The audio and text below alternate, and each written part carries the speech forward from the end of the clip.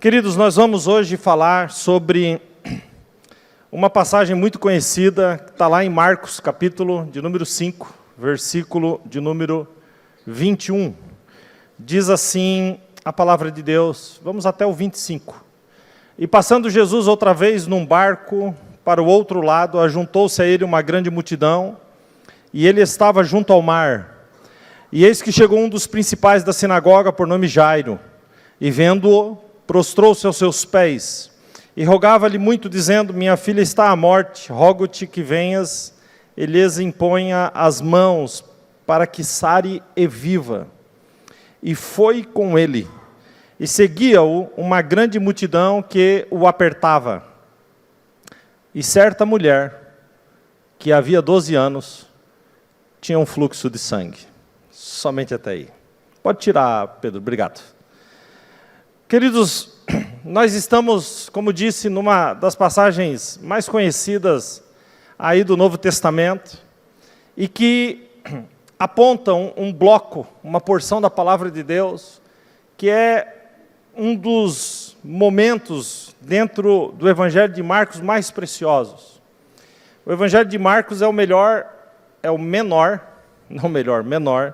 Evangelho, dos 4. Nós temos 28 capítulos em Mateus, 24 em Lucas, 21 em João, e nós temos somente 16 capítulos no Evangelho de Marcos.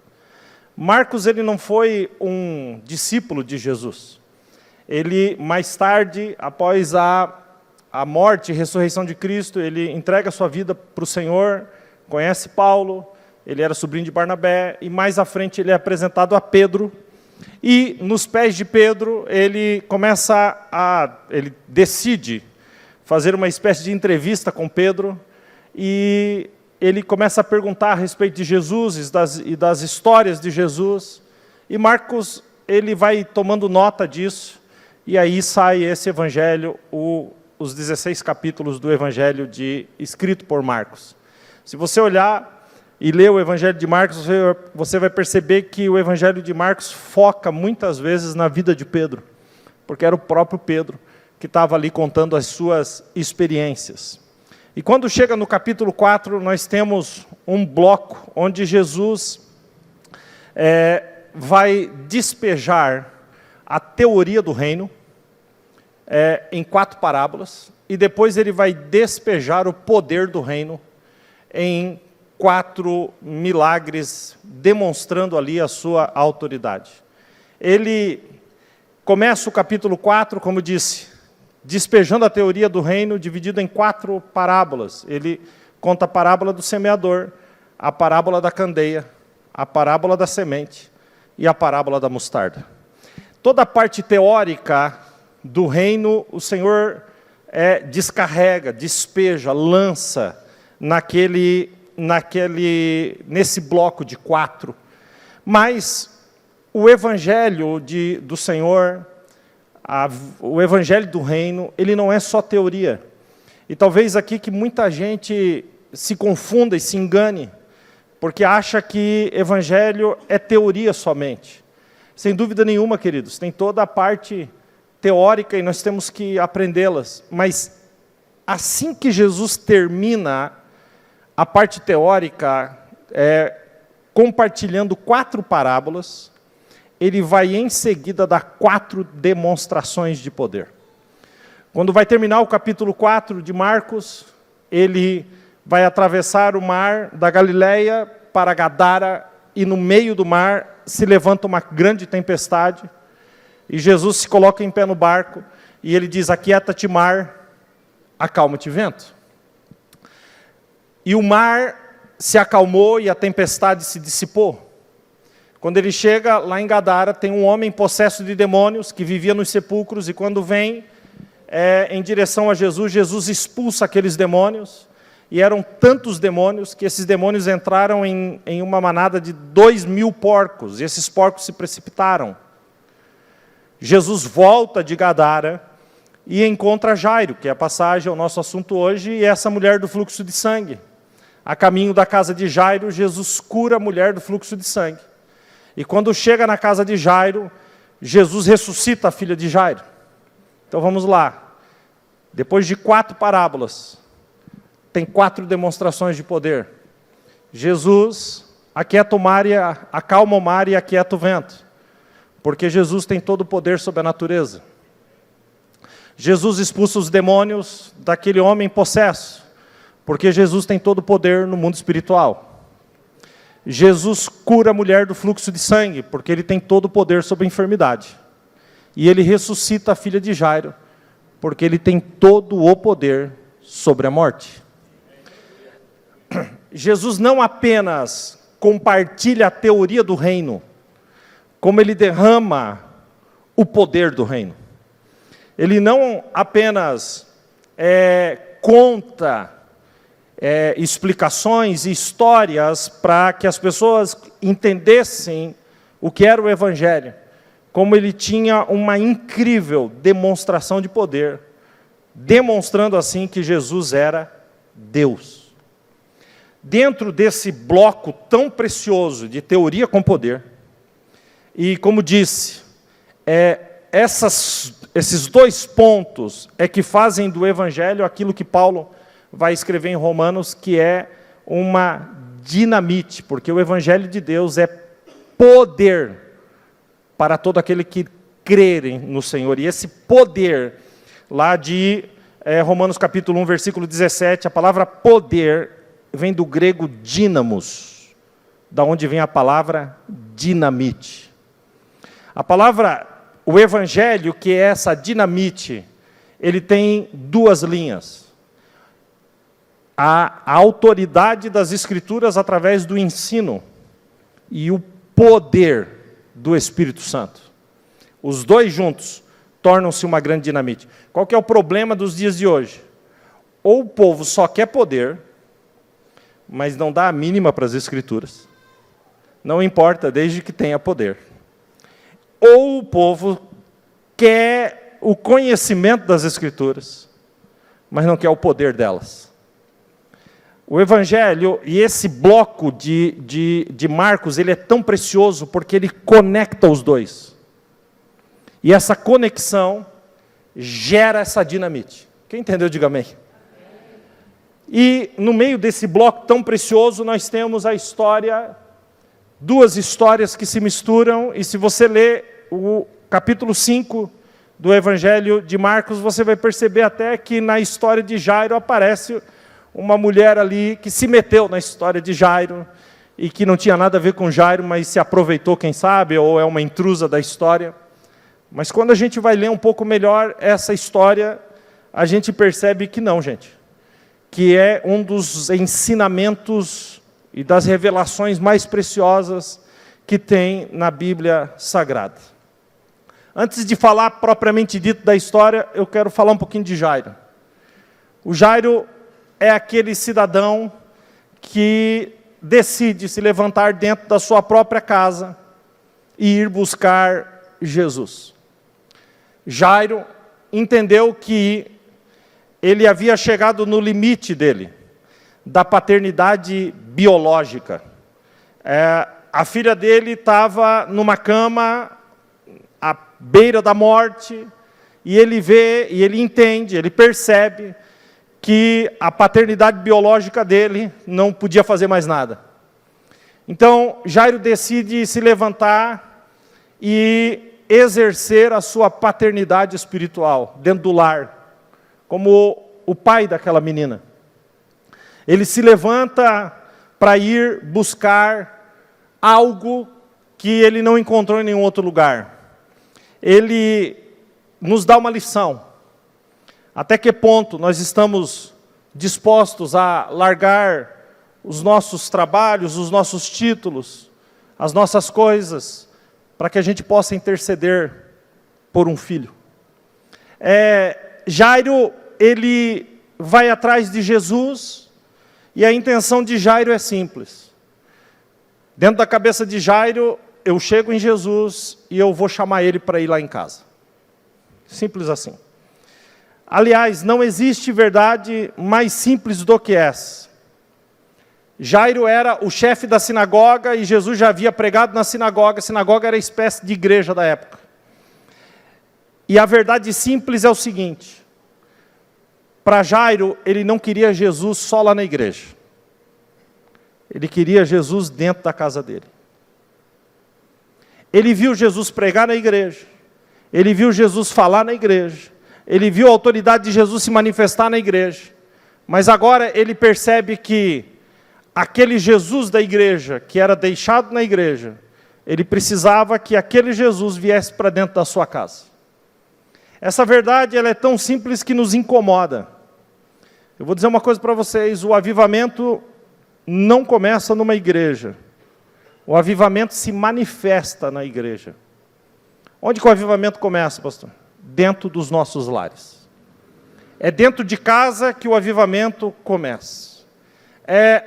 Muitos de nós que vêm às igrejas e que vão às igrejas, distribuem sorrisos na igreja, mas palavrões nas suas casas. Dão as mãos aqui e levantam as mãos para adorar, mas estão perdidos na pornografia dentro das suas casas. São cheios de religião na igreja, mas são rebelados em casa. Jairo entendeu que ele não queria só o Jesus da sinagoga, mas que ele precisava daquele Jesus, que além da teoria tinha a prática, o poder, dentro da sua própria casa. E aqui, gente, não é uma decisão simples. A Bíblia vai dizer em Lucas 8,41, citando Jairo, que ele era chefe da sinagoga. E a Bíblia também fala em Marcos 3,6, que os principais da sinagoga queriam matar Jesus. Então, o chefe dos caras que querem matar Jesus, decide se levantar de dentro da sua casa e ir buscar Jesus. Ele não estava indo só contra o seu próprio orgulho, mas ele estava indo contra um sistema.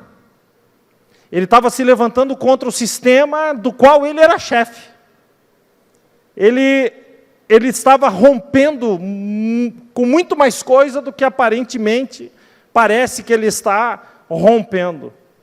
Ele decide caminhar então até Jesus.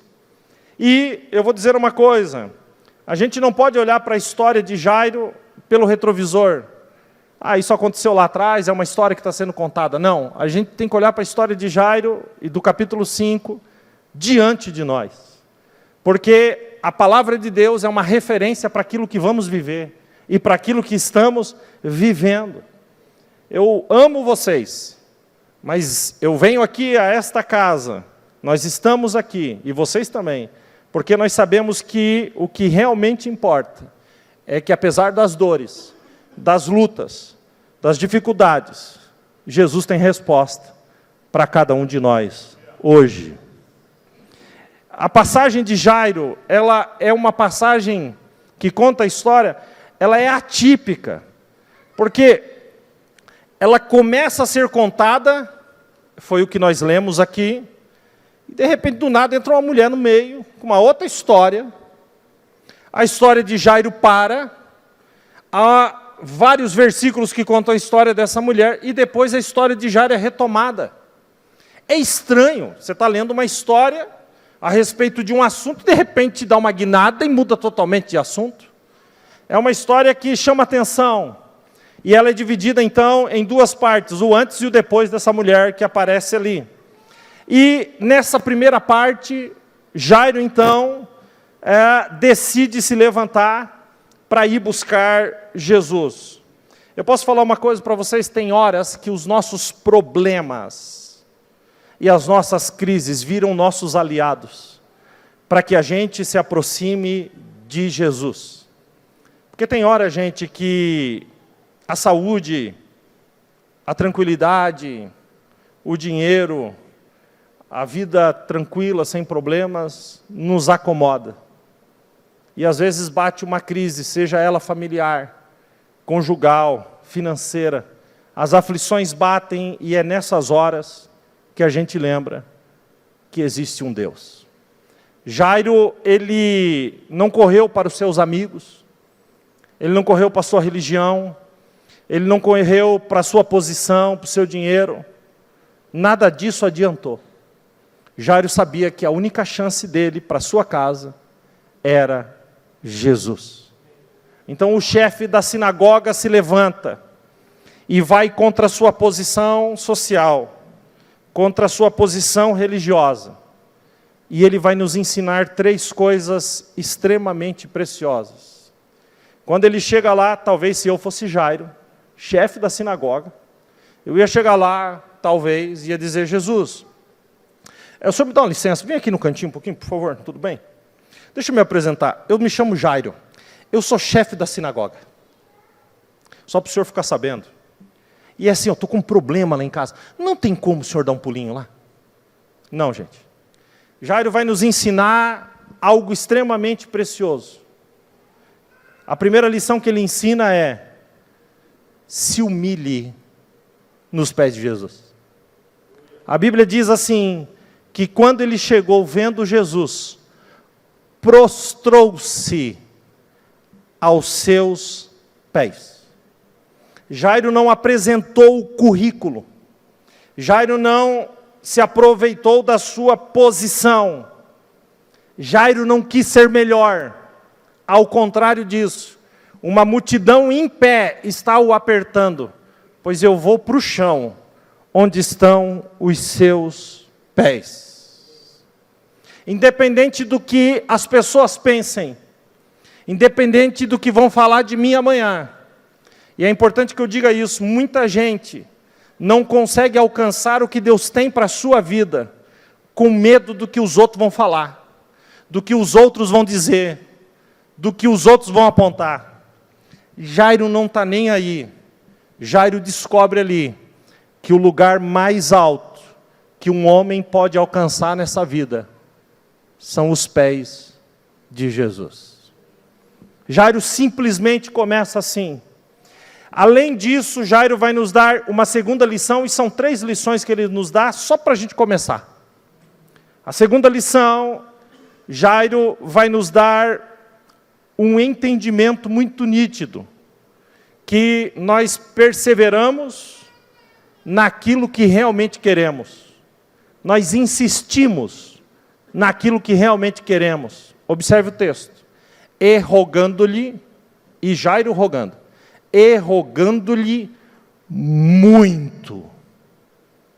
Está lá no versículo de número 23. Querido, Jesus sabia a necessidade de Jairo, sim ou não? Sim. Por que Jesus espera de nós? Que a gente rogue muito e persista. Porque é nesse momento que não só Jesus, mas a gente descobre se aquilo que nós estamos pedindo, realmente nós queremos. Você quer saber se algo é importante para você? É só você perceber ou notar a insistência que você tem nesse assunto na oração. Se você realmente quer algo, você vai persistir na oração. Agora, tem gente que diz que quer muito uma coisa, mas nem ora por isso. Desculpa, não se engane. Você pode até estar querendo, mas você não está sendo movido por isso.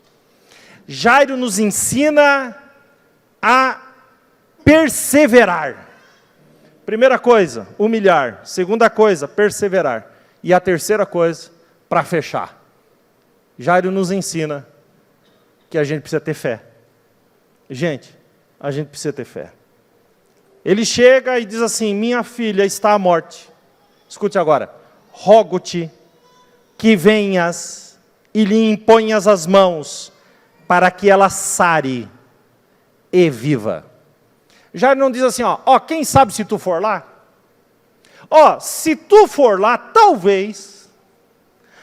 Se tu entrar lá, é possível. Não, queridos. Jairo disse, quando tu entrar lá e pôr a mão, ela será curada e viverá. Isso é fé.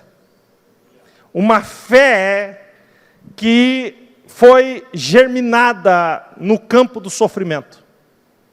O sofrimento preparou o solo para que Jairo lançasse a sua pequena semente de fé. E apesar de Jairo ter ouvido Jesus falar e pregar tantas vezes na sinagoga, agora o sofrimento estava gerando em Jairo a revelação de quem Cristo é. Agora, gente, me ajuda aqui. A Bíblia diz assim: diante disso, diante da sua humilhação, diante da sua perseverança e diante da sua fé, o que é que Jesus falou para Jairo? Nada. Jesus não falou nada. Diga para quem está perto de você: Jesus não falou nada. Nada. Aí Jesus está de palhaçada, hein? Apesar da minha posição, eu me humilho. Eu persevero. Eu estou com fé. E Jesus não falou nada. Nenhuma palavra. A impressão que eu tenho é que Jairo está ali e Jesus olha para Jairo e diz assim. Aí eu acho que Jairo olha. Vamos? E Jesus? A Bíblia diz assim: e indo Jesus com ele. Sabe o que isso significa, gente? É que ainda que Jesus não te diga nada, Ele está contigo no caminho. Que lindo! Ainda que você não ouça a sua voz, ainda que parece que mesmo diante daquilo que você está fazendo, Ele não se manifesta. Mas a Bíblia diz que Ele foi com Jairo no caminho. Jesus foi com ele, sem nenhuma palavra. Por isso, nos momentos mais difíceis da minha vida, parece que é nesses momentos que Jesus simplesmente silencia. Para que a gente aprenda que a gente não precisa somente da voz dele, mas que a presença dele já nos basta. Quando Paulo disse: eu não aguento mais, faz alguma coisa, se manifesta de alguma forma, Jesus disse para ele: a minha graça te basta, porque o meu poder se aperfeiçoa nas tuas fraquezas. Eu estou aqui. A minha graça te basta. A minha companhia te basta. Eu estou no caminho com você. E agora, do nada, imagina Jairo, indo para a casa dele com quem? Com Jesus. Quem que ele foi buscar? Jesus. A expectativa de Jairo vai a 1000. Aí surge essa mulher no caminho. Se eu fosse Jairo, talvez eu ia falar: filha, pega a senha. Vai para o final da fila. Você não está entendendo o que aconteceu aqui. Do nada surge uma mulher. E aconteceu que uma certa mulher, vocês entenderam ou não? Jairo tem nome. Jairo tem posição. Jairo é conhecido. Essa mulher não é ninguém, nem nome tem. Não é possível que Jesus vai deixar de atender o Jairo para atender se fosse um homem, eu ia dizer Zé Ninguém, né? Então a Maria Ninguém. A Maria Ninguém no meio do caminho. Mas a Bíblia diz que essa certa mulher, e a Bíblia já começa dizendo que sofria 12 anos de fluxo de sangue ou de hemorragia. 12 anos. E aqui eu pergunto: o que essa mulher tem a ver com a filha de Jairo? O texto vai dizer lá no final que a filha de Jairo tinha 12 anos. E a mulher sofria 12 anos.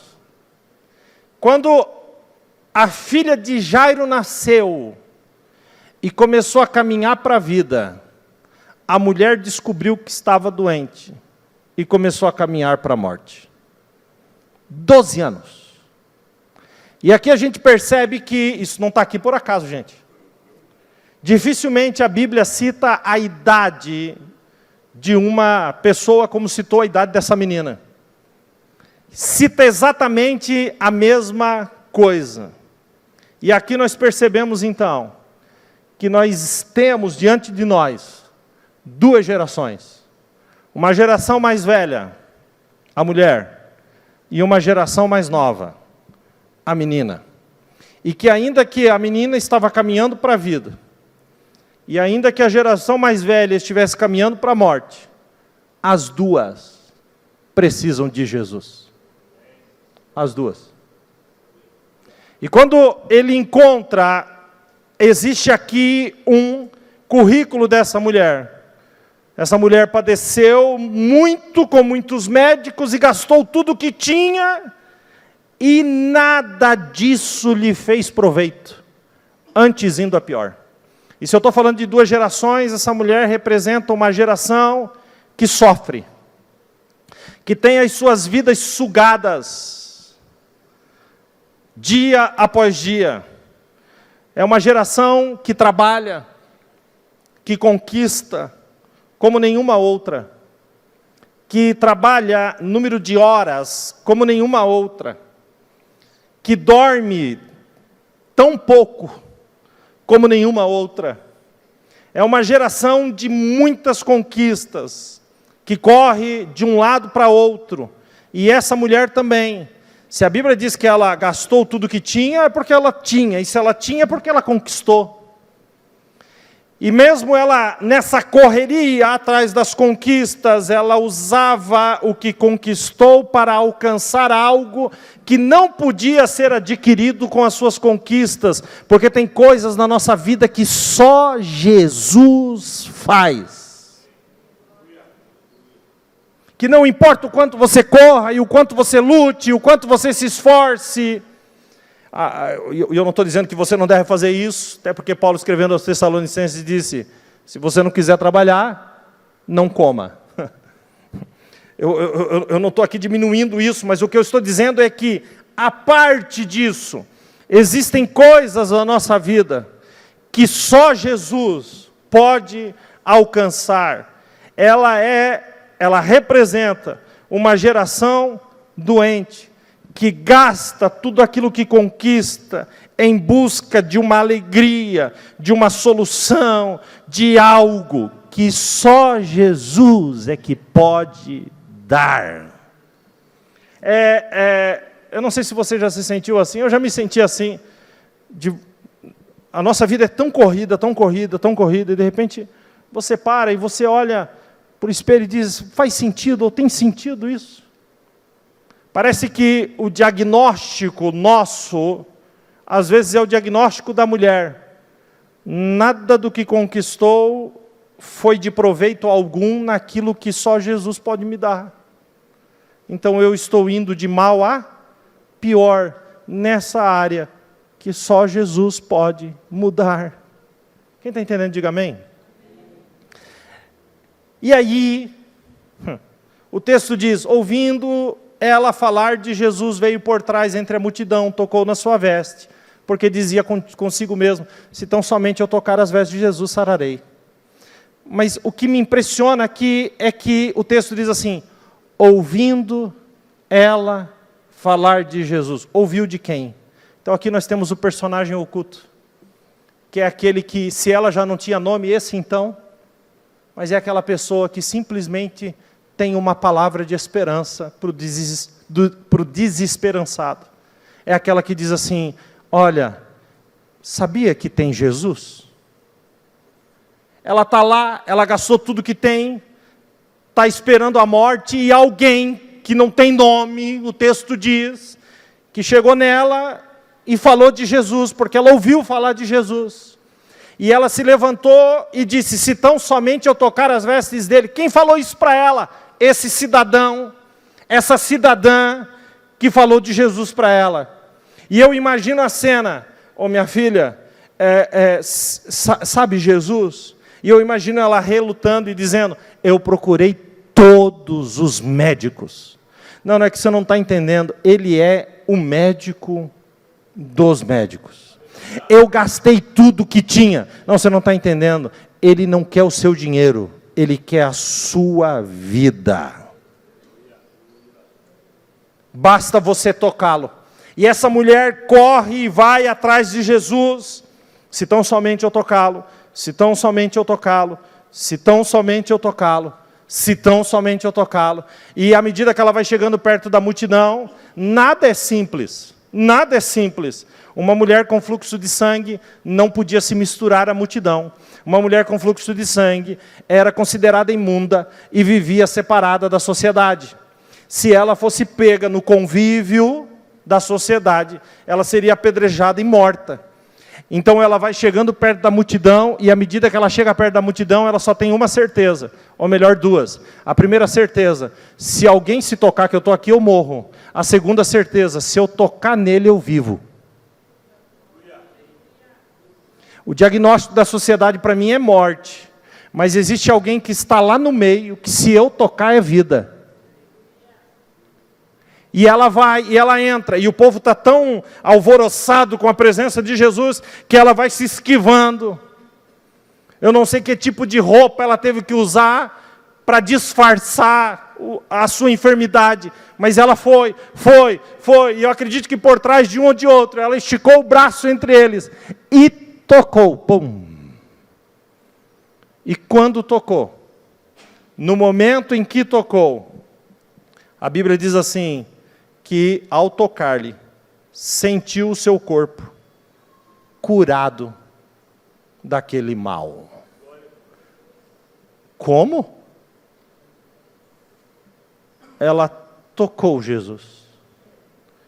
E quando ela tocou, a fé dela tirou virtude de Jesus. E quando ela tocou Jesus, Jesus está andando para cá, ela veio por trás e tocou. Jesus parou e disse, quem me tocou?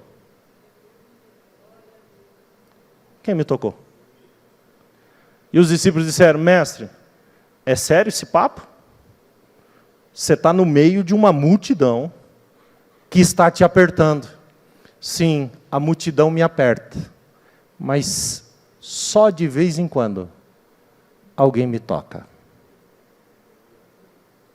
Mestre, você está falando que todo mundo que está aqui, sim, mas só de vez em quando alguém me toca e tira a virtude de mim. Gente, o que é isso? Quero dizer para vocês que Jesus está aqui nesse lugar. E a gente aperta Jesus nos domingos aqui. Mas existe um lugar onde a fé toca Jesus diferente. Quando Jesus diz, quem me tocou? Ele vira para trás, quem me tocou? Quem me tocou? Quem me tocou? E aquela multidão abre e a mulher diz, eu lhe toquei. E a Bíblia diz que lançando-se aos pés dele, lhe contou toda a verdade. E a Bíblia diz que ela temendo e tremendo, temendo alma, tremendo corpo, lhe contou toda a verdade. E quando ela lhe contou toda a verdade, Jesus libera sobre a vida dela 3 coisas. O que é que ela foi pedir para Jesus? Uma. O que é que Jesus fez na vida dela? 3.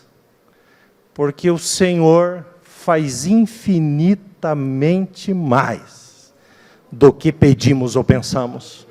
Porque os planos de Deus são mais altos do que os vossos planos. E os caminhos de Deus são mais altos do que os vossos caminhos. Jesus olha para aquela mulher, presta atenção, e diz assim, filha, a tua fé, primeira coisa, filha, a tua fé te salvou. Salvação.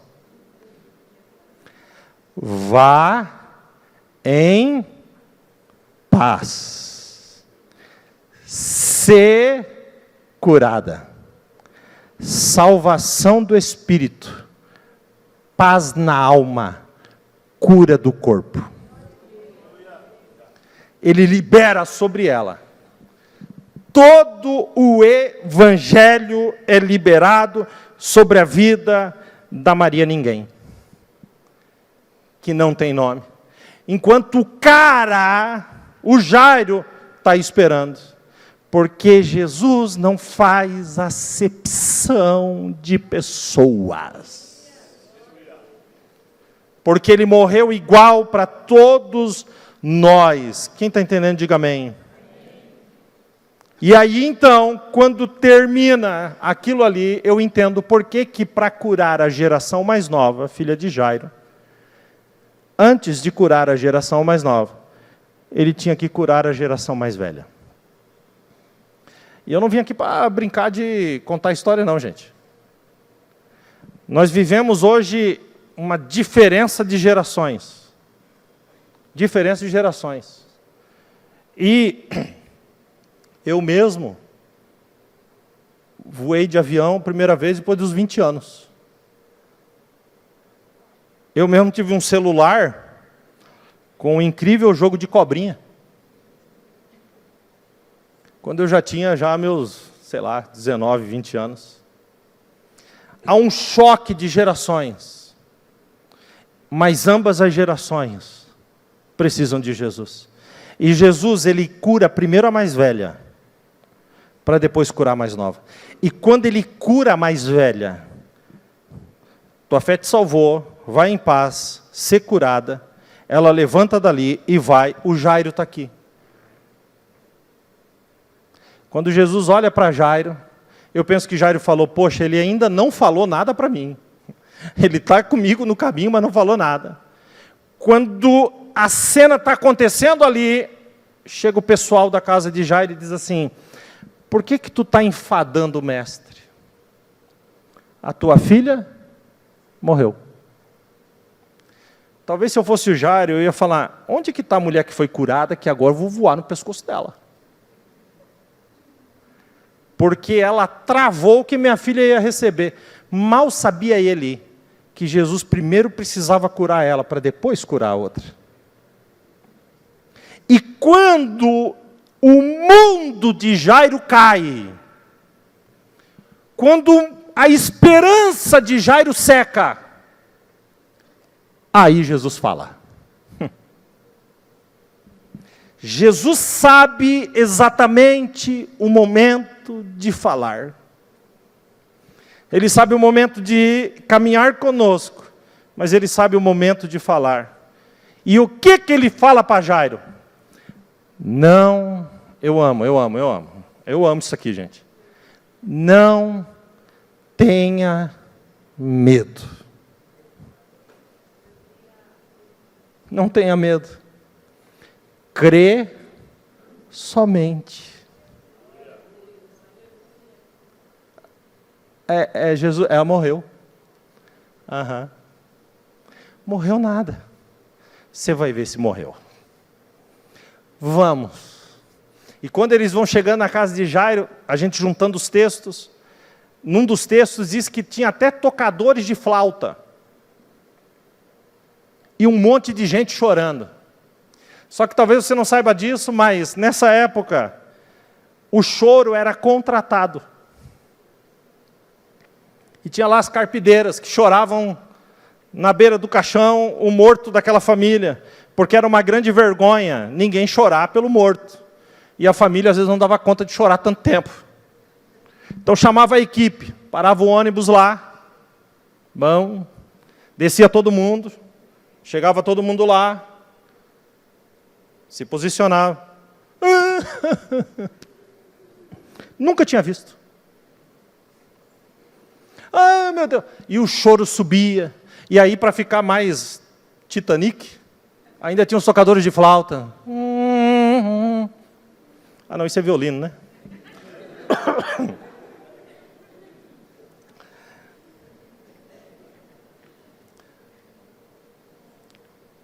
Quando Jesus chega lá, Jesus olha, e tem uma palavra aqui no texto, porque quando é traduzido do grego, gente, muita coisa é traduzida por entendimento. Mas há uma palavra grega aqui que é usada para teatro. Eles estavam ali numa grande peça teatral chorando. E quando Jesus chega, Jesus olha para aquele teatro e diz assim, ela não morreu, ela está dormindo. E a Bíblia diz que aquele povo, aquela falsidade, aquele choro fingido, em torno da dor de Jairo e da sua esposa, aquilo ali que estava ali para quê? Para chorar. O que eles fazem? riem de Jesus. Riem de Jesus. E quando eles começam a rir de Jesus, eles não entendem. Por quê? Porque há um mistério. Quando Jesus diz que ela está dormindo, Jesus está dizendo, não é um diagnóstico fisiológico, mas um diagnóstico teológico. Aqueles que morreram em Cristo estão dormindo no Senhor. E a Bíblia diz que aqueles que dormem no Senhor ressuscitarão primeiro. 1 Tessalonicenses 4. E nós, os que estivermos vivos, nos encontraremos com eles nos ares, a nos encontrar com Jesus, e estaremos para todo sempre com Ele. A esperança do crente. Ele diz, ela está dormindo, eles começam a rir. Aí Jesus olha para aquela situação toda, e Jesus diz o versículo 40, porém, tendo-os feito sair. Gente, essa frase, tendo-os feito sair, aparece 38 vezes no Novo Testamento. As 37 vezes, aparece quando Jesus está expulsando o demônio. A 38ª é aqui, quando Jesus está expulsando essas pessoas que estão ali para chorar um choro fingido. Há um entendimento nítido da parte de Deus. Está na hora de você realmente colocar na balança com quem você caminha. Quem é que você vê chorando as suas tristezas, mas é um grande teatro? Quem é que diz que te ama, mas é mentira? E que chora na sua frente, mas ri nas suas costas?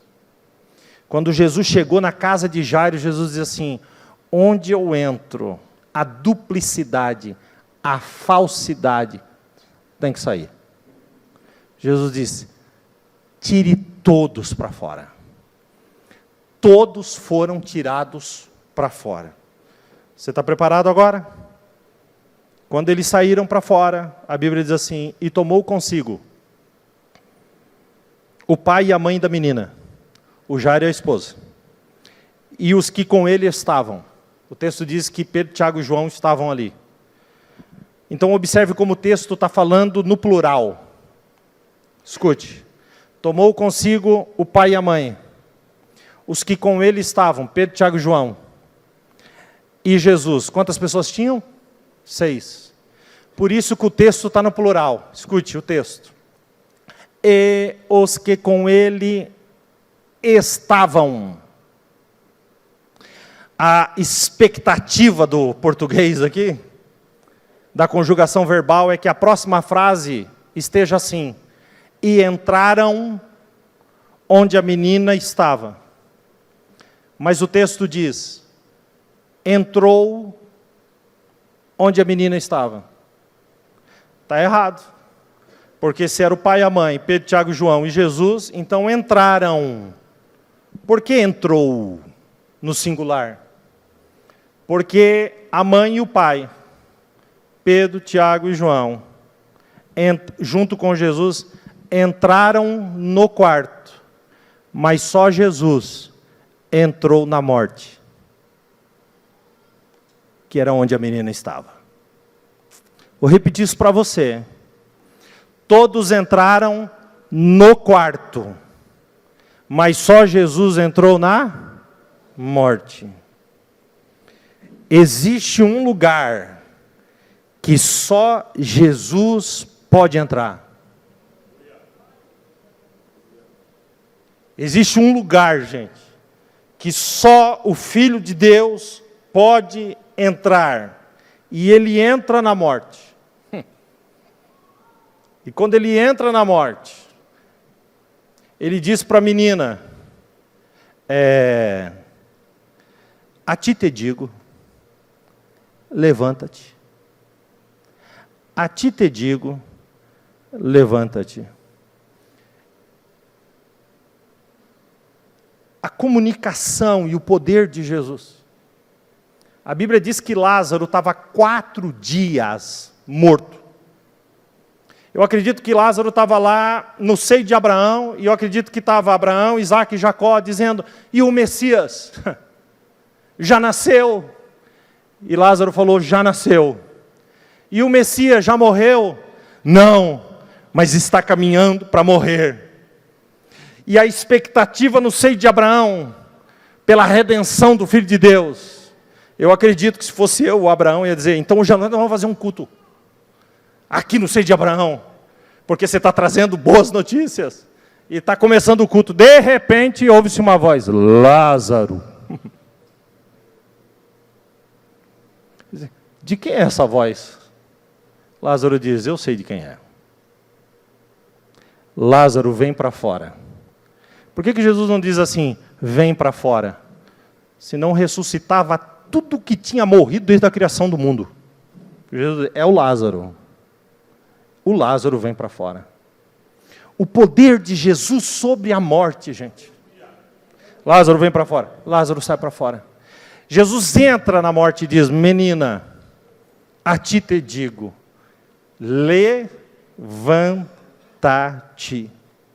E a Bíblia diz assim, e a menina se levantou e andava, pois já tinha 12 anos. E ficaram pasmados de grande espanto. Queridos, Jesus tirou todo mundo para fora e só chamou o pai e a mãe. Porque no coração do pai e da mãe não tem teatro. Ou pelo menos não é para ter. Fica só quem realmente quer. Todos são colocados para fora. E finalmente, agora, e aqui eu vou terminar, com a geração mais velha curada. E a geração mais nova curada. Nós vamos descobrir que a geração mais nova, a menina, morreu por causa da geração mais velha. E aqui eu vou terminar. Marcos 5:42. Coloca lá, Pedro, para mim, por favor. Marcos 5:42. Eu vou terminar com você em pé. Se coloque de pé, por favor.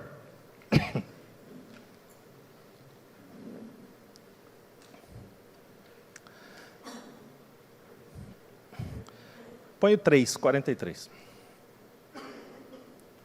E Jesus, preste bem atenção nesse versículo, é o último versículo do capítulo 5. E mandou-lhes, Jesus mandou, expressamente, que ninguém o soubesse. Eu pergunto, isso foi correspondido? Não. Todas as cidades ficaram sabendo. Agora, o que está escrito depois disso? E disse aos pais, obviamente, que lhe dessem de... Ué, por que essa frase está aí? Qual que é o normal aqui, o natural aqui? É que os filhos sejam alimentados pelos pais. Mas, como a revelação dessa palavra aponta para gerações, aponta para pais que não alimentam seus filhos, que sabem que os filhos precisam ser alimentados com as coisas de Deus.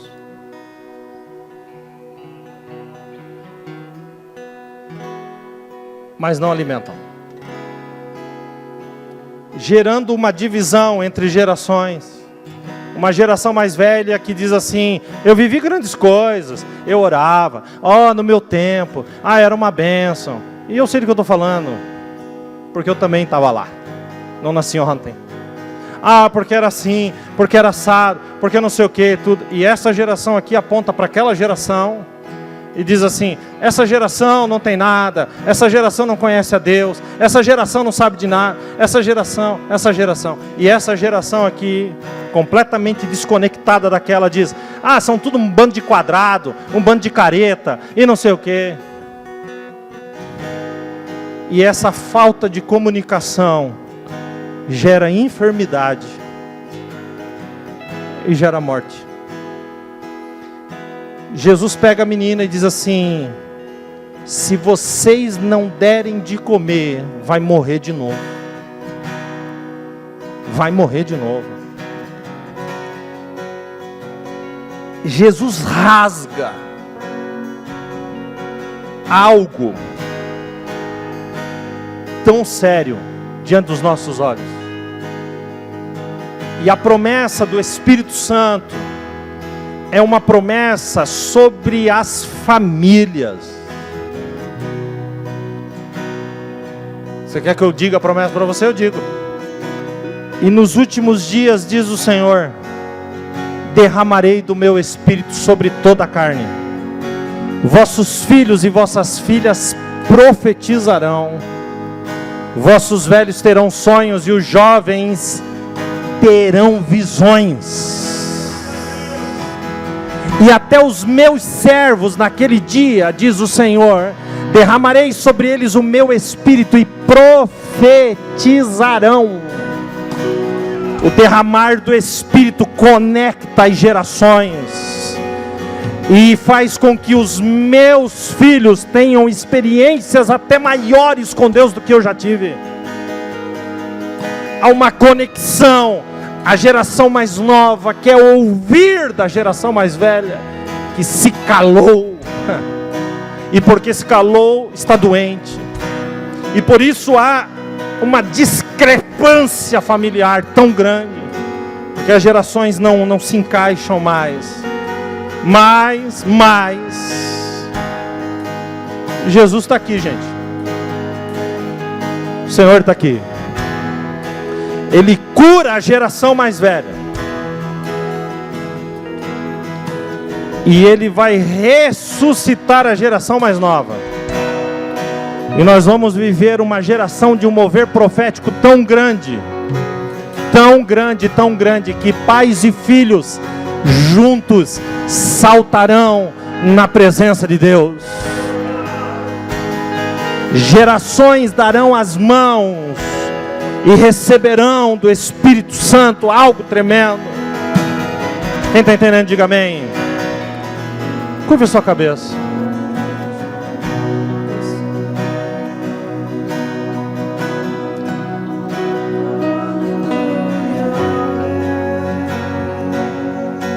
Jesus, nós entramos na Tua presença.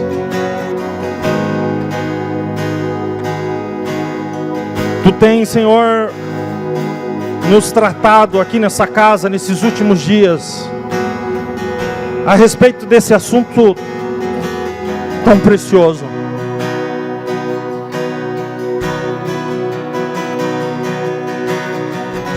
A correria, Senhor, do dia a dia, fez com que nós criássemos a ilusão de que da nossa vida a gente sabe cuidar. Quando existem, Senhor, coisas na nossa vida que é só Tu.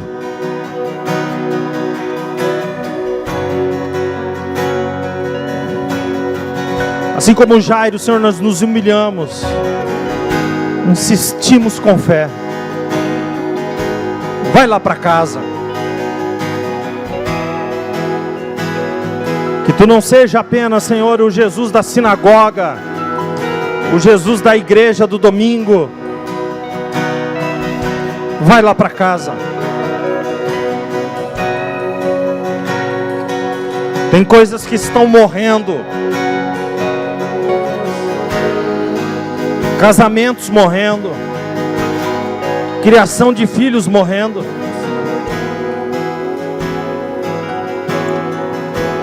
Uma cegueira, Senhor, uma escama nos olhos. Mas nessa noite, Senhor, nós estamos diante de Ti. A Tua palavra foi pregada. Sopra sobre nós, Senhor. Sobre a nossa geração, cura. Cura emocional. Parece que estamos sendo, Senhor, projetados pelo mundo. para ser pesados, rancorosos.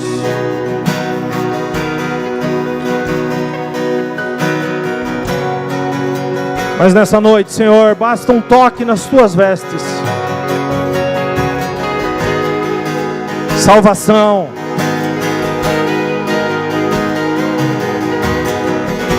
Jesus, assim como Davi pediu no Salmo 51, torna a dar, Senhor, a alegria da salvação para alguns aqui. Paz. Paz na alma. Paz contigo. Paz nas emoções. Cura física. Cura, Senhor, nessa noite.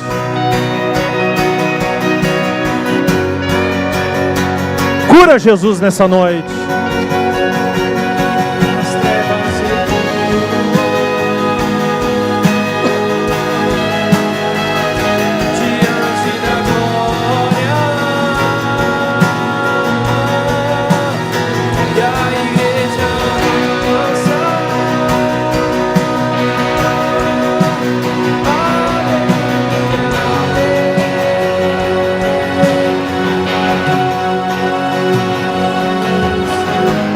Tira da nossa vida aqueles que usam de falsidade, que choram quando estão rindo, que estão, Senhor, e que nos cercam para nos tirar do caminho. Jesus, nós vivemos num mundo de interesses, mas onde tu chega, coloca tudo isso para fora, para longe.